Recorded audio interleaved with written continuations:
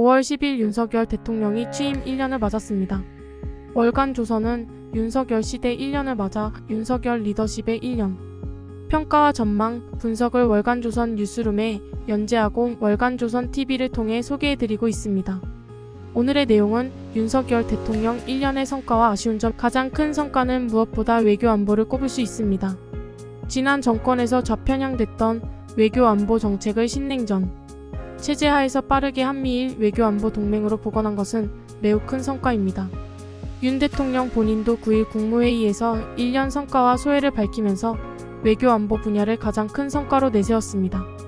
윤 대통령은 대통령직에 취임한 1년 전 이맘때를 생각하면 외교안보만큼 큰 변화가 이뤄진 분야도 없다고 자평했습니다. 1년 만에 한미일 외교 동맹을 크게 강화시켰기 때문인데요.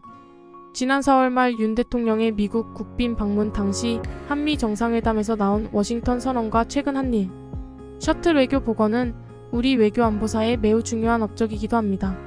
워싱턴 선언은 한미 정상이 합의해 정보를 공유하고 방위를 강화하는 핵협의 그룹을 창설하는 내용을 담고 있습니다. 핵자산 운용을 공동 기획하고 공동 실행해 핵 확장 억제가 한층 강화됩니다. 또 한일 셔틀 외교가 복원되면서 양국 간 전방위적 협력 강화 등 다양한 분야에서 관계 개선이 이뤄지고 있습니다.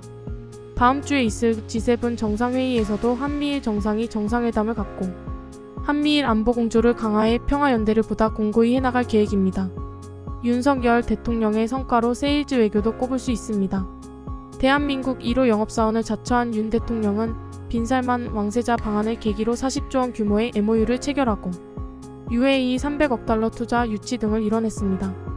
또 다른 성과로 청와대를 벗어나 용산시대를 연 점도 높은 평가를 받습니다. 문재인 전 대통령을 비롯해 역대 대통령들이 청와대 이전을 추진하려 했지만 무산됐는데요. 윤 대통령이 이를 단기간에 단행한 것은 엄청난 결단력을 보여준 것입니다. 중도 정부를 탄생시킨 점도 성과입니다. 윤 대통령은 촛불 세력과 태극기 세력이라는 양극단 사이에서 이념적으로 크게 치우치지 않았고 중도층의 지지를 받고 있으며 중도 시대의 길을 연 것으로 평가받고 있습니다. 이건 문재인 정부의 과오와도 바로 연결되는 점인데요. 문재인 정부의 가장 큰 과오는 국론 분열을 심화시켰다는 점입니다. 운동권 정치와 팬덤 정치, 조국 전 법무부 장관 사태로 국론이 양분돼 정치적 양극화가 심해졌죠. 그 점을 윤석열 정부는 상당히 극복해냈습니다. 문재인 정부의 또 다른 주요 과오로 부동산 정책 실패와 좌편향적 외교안보 정책이 있는데요. 부동산은 좀 더 두고 봐야겠지만 외교안보 문제는 윤석열 정부가 초반 1년에 큰 성과를 올렸습니다. 윤석열 정부가 문재인 정부의 과오를 비교적 짧은 기간 안에 상당 부분 극복한 겁니다. 윤석열 정부 1년간 나타난 아쉬운 점은 무엇이? 정치권 인사들은 여야 관계가 경직됐다는 점을 들고 있습니다. 물론 이재명 민주당 대표의 사법 리스크와 대장동 게이트, 거대 여당의 발목 잡기가 여야 관계를 악화시키긴 했지만요. 1년 동안 여야 영수회담이 없었다는 점은 문제라는 겁니다. 또 윤 대통령이 몇 가지의 정책 혼선과 구설수에 시달린 것은 그의 아마추어리즘이 원인이라는 지적이 나옵니다. 편중 인사도 지적받는 점 중 하나인데요. 역대 정부 때마다 편중 인사 논란은 늘 있었지만 윤석열 정부는 검찰 출신이 유독 많다는 점에서 비판을 받기도 했습니다. 지금까지 윤석열 정부 1년의 성과와 아쉬운 점에 대해 취임 2년차에 접어든 윤석열 대통령이 성공적인 국정 운영을 위해서 가장 역점을 두어야 할 것은 무엇일까요?